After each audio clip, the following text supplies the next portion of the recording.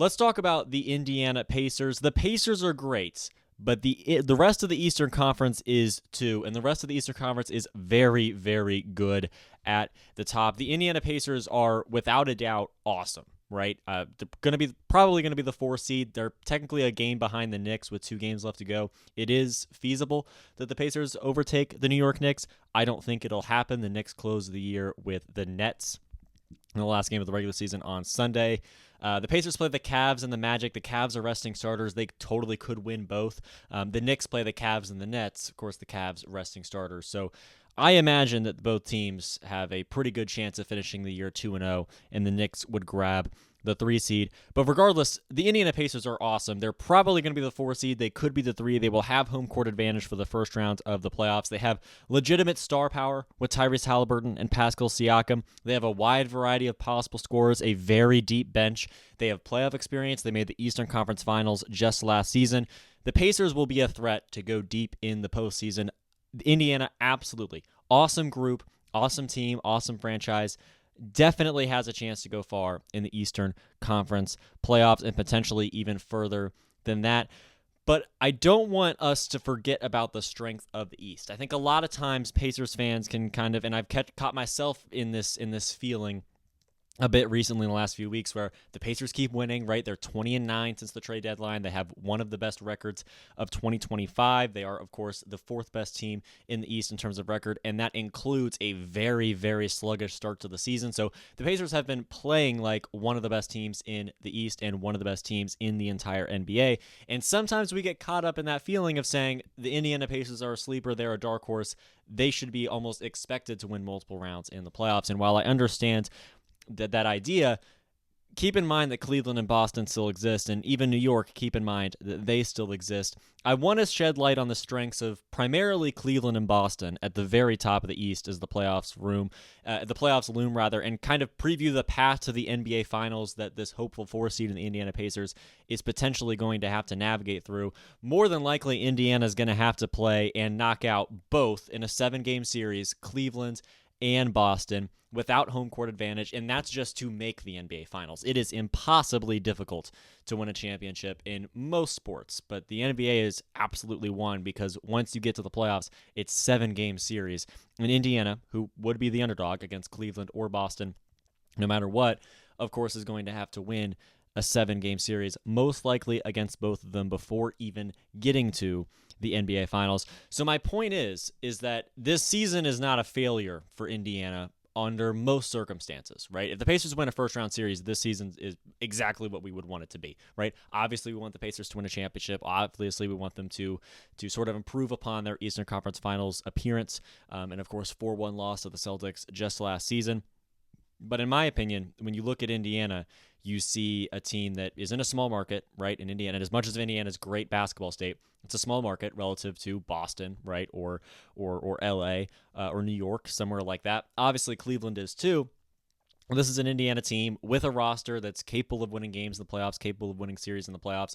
But as far as getting to a championship and winning it goes, it's a bit more of a long shot as a team like Indiana. So I don't want myself and us fans to sort of get caught up in the idea that Indiana is expected to go all the way or expected to win multiple rounds, make the Eastern Conference Finals, win the Eastern Conference Finals, and things of that nature. Because, again, this is a 4 seed. This is a team that I think is great. I think is fantastic. I think is perfectly capable. But if there's a loss to the Cavs or the Celtics, and if it's a 4-1 loss, 4-2, even a sweep loss, that's not a failure, in my opinion, right? This Indiana team has been great in winning a first-round series, or even a close loss to someone like the Bucks or the Pistons, I think would be totally acceptable as well. I want to be very clear. I still have very high hopes for the Pacers. I still absolutely believe they can win a championship, absolutely believe they can get very close. And at any point, if the Pacers advance, pass around, beat anybody in the East or anybody on the other side of the West once we get to the finals as well, I wouldn't be surprised, right? Pacers absolutely capable of winning it all. I just want it to be clear that if things fall flat in the playoffs, if there's a conference semifinals exit in a series that wasn't particularly close, I don't think that's a failure, right? I still think the Pacers have been great. And I want to shed light on the other teams in the East, right? I want to clarify that Cleveland's awesome and Boston's awesome, and it's going to be very, very difficult to, first of all, advance to the point where the Pacers can play one of those teams and then actually win those series, potentially back-to-back to make the NBA Finals. Let's start with the Cleveland Cavaliers. They are the strongest point of the Eastern Conference. They are the strength at the top, number 1 seed, the Cleveland Cavaliers. Indiana just took on Cleveland last night. I'm recording this on Friday morning. It's 11:41 a.m. on Friday, April 11th. So the Pacers just knocked off the Cavaliers the night before. It was 114 to 112, and the Cavaliers were resting 4 of their 5 starters. Jarrett Allen was the only one that played. So Darius Garland out, right? Donovan Mitchell out, Max Strus out, Evan Mobley out. Cavaliers really weren't playing anybody, and their bench had a great performance on the road against the Pacers inside Gainbridge Fieldhouse. The Cavs are deep. They have a very well-structured roster as well. I love the way the Cavs are built. You have 2 premier guards, you have 2 premier big men, and then a 5th man on the floor, which a lot of times is Max Strus, sometimes is Ty Jerome. Guys like that where at all times there's a fresh shooter, there's a fresh pair of legs out there at all times as that 5th guy to sort of jumpstart the offense if they need it. And on top of that, you have Donovan Mitchell who can take over games. You have Darius Garland, who's a very strong second score option in Cleveland, and you have the 2 bigs down low that work very well together in Jarrett Allen and Evan Mobley. I really like the way the Cavs are built. I think they're deep. I think they're great. I think that top to bottom, the Cleveland Cavaliers are potentially the best team in the league, certainly, obviously, the best or at least top 2 in the East. This could get tricky, right? If it's shaping up to where the Pacers would be the 4 seed and they'd have to play Cleveland in the second round most likely, and that would be tricky. I would certainly be concerned. Now, obviously, the Pacers are 2-1 against the Cavs on the year. They split in games that mattered, games that I would argue counted, because the Cavs hadn't locked up the 1 seed yet. They still had things to play for, right? They were still playing their starters. The Pacers split on national television in those games just a couple months ago, and that was very impressive from Indiana. But still, in a 7-game series when the Cavs would have home court advantage, that would be tricky, and I think the Cavs are built very well. I think they're very deep, and I think that was showcased last night in Indiana. The Cleveland Cavaliers, absolutely. Despite being a small market team, they don't have LeBron James anymore. Despite being a team that sort of is a little bit more up and coming, we haven't seen them prove it in the playoffs yet to this point. The Cavaliers are awesome, and I think they're going to prove it in the playoffs. And then the 2 seed is just casually the defending champion Boston Celtics. Indiana is 2-1 against the Celtics on the year, but they've been playing their best basketball recently. Now, I understand the fact that the Pacers have as well, but the Celtics have won 17 of 20. They've been unreal. Jason Tatum is underrated as a star, in my opinion. I don't love Jason Tatum, but I do appreciate his greatness, and I think that the fact that he more or less led his team to the NBA Finals and a championship last year is kind of overshadowed and kind of undermined, perhaps, partially because of, the way he acted after they won. I totally understand the deterrence from that, perhaps, that fans may feel. But Jason Tatum, he's a great star. I think people forget about the Celtics. I don't like the Celtics. Nobody likes the Celtics, right? Nobody wants to see them succeed. They won a championship last year. It's a major market franchise. It's a franchise that's won a lot. A group that's been dominant for a while. The faces of the team haven't been the most lovable, right? This version of Jason Tatum, that version of Kyrie Irving when he was there, right? Al Horford.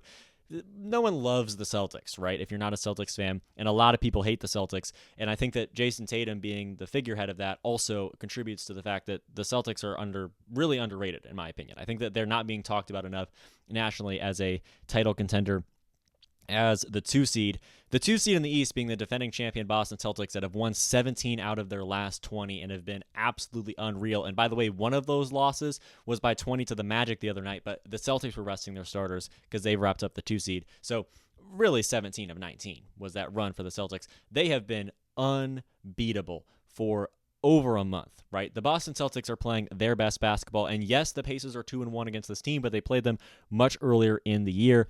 The Celtics are going to be great. Jason Tatum is going to be great. Donovan Mitchell is going to be great. If that is the Eastern Conference Finals, it's going to be an absolute thrill. And it seems that the odds are stacked in their favor for that to be the case, not just because they're the 1 and 2 seed, but also because of the rest factor, right? Cleveland and Boston have been playing their best basketball and will be playing their best basketball in the playoffs after having multiple days and weeks of rest. The Cavs and Celtics are both resting their starters right now at the end of the regular season. And once they get to the playoffs and things ramp up, you have to keep in mind that the play-in teams in the East are much worse than the play-in teams in the West, right? I believe everybody in the play-in in the East has a losing record. And I do like Orlando. I do like what they've been doing. But if Boston takes on Orlando, right, that series probably wraps up pretty quickly. Especially Cleveland versus Atlanta or Miami or Chicago, whoever comes out of the bottom half of that play-in, the bottom bracket, the losers bracket, whatever you want to call it. Cleveland's going to win very quickly. So in theory, right, you see Cleveland win very quickly and have multiple more days of rest. Boston wins very quickly, has multiple additional days of rest. And Indiana in a 4-5 series against Milwaukee or against Detroit, that absolutely could go wire to wire to Game 7 once again. And then you see another Indiana team have to battle through a hard-fought series and then set up against a team that's had a lot of rest. That was fine against the Knicks last year, but by the time Indiana went over to play the Celtics, and although they were playing well and although they had plenty of momentum, this is an Indiana team that has just battled through 14 games against the Bucks and the Knicks and had to pull off 2 Game 7 upset victories on the road, and now you have to go play the Boston Celtics, the number 1 team in the East and ultimately the NBA champions. That was very difficult for the Pacers, and I expect that to be very difficult again, especially when you keep in mind that, in my opinion, the Cavs and Celtics, right? If this is who Indiana has to play, if they're the 4 seed and they have to play the Cavs and the Celtics, back to back in the conference semifinals and the conference finals, I think that pairing is more difficult than having to play the Knicks and the Celtics from last year. That's just my opinion. I think that this year the top 2 in the East is stronger than last year's top 2 in the East, and obviously the Celtics were awesome, and obviously the Knicks were great too. But I think that this Eastern Conference is the top of this Eastern Conference is stronger than it was last season, and the Pacers would have to barrel through both the 1 seed and the 2 seed, most likely. Obviously, there's no guarantee that the Celtics get through on the other side of the bracket. I think they will. I don't know who's going to beat them in a 7-game series until they get to the conference finals. If it's Pacers versus Cavs, even if the Pacers squeak through and pull off the upset, then they're faced with Boston in the conference finals, and then they're faced with whoever wins the West in the NBA finals. The East, like I said, is very, very good. Now, Indiana is certainly capable. They're 20-9 since the deadline, right? They've been awesome in 2025. They've been awesome since the trade deadline, despite not making any moves, right? Indiana has the 6th best record in the NBA since the trade deadline. They are, without a doubt, a title contender. They're a team that could win multiple series in the playoffs. They're a team that could go all the way as well, in my opinion. But it's worth noting that the rest of the Eastern Conference and the top of the Eastern Conference is still very, very good. Like I said, Indiana, 20-9. They have the 6th best record in the NBA since the trade deadline. You look at that and you say, how are people not talking about Indiana? I agree. However, Boston has the 2nd best record since the deadline. Cleveland has the 4th best record since the deadline. Don't sleep on the Cavs or Celtics. Don't overlook the Cavs or Celtics. Don't ignore the strength of the East because, as I'm saying, the Eastern Conference is incredible, and I am certainly concerned.